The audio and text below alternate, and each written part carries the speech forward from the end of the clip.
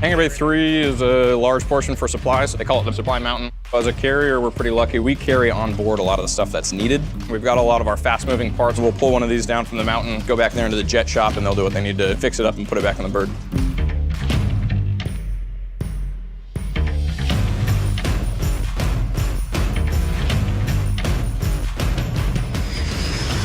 Maintenance officer's main job is to execute the mission, make sure that the aircraft are up.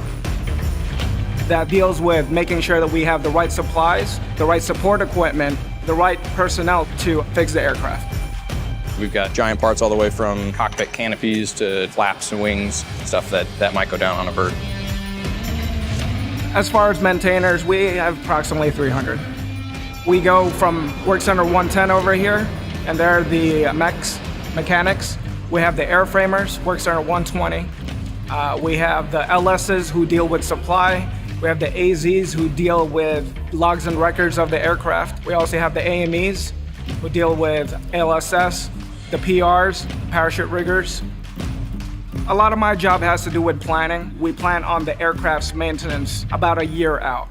As far as the day-to-day stresses, that comes with the aircraft braking. That really dictates the pace that we work at. Here in the squadron, we have FOD, which is foreign object debris control, making sure that no small pieces get into the aircraft or into our engines. We have our tool control program to take account of all the tools that we use on the aircraft. We have our safety observers, as well as our quality assurance guys that look over our technicians to make sure we're doing the right job. We use a system called Our Supply.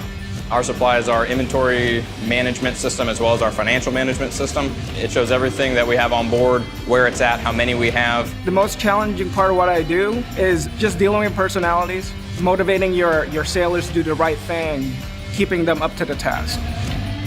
You have a lot of responsibility. You can affect change in the squadron. Many of the officers that eventually retire in my specific rating become civilian contractors for bigger companies. They would be executives for procurement, logistics directors. If you like working with your hands, you like working with people and learning about logistics of aircraft, this is a good field for you.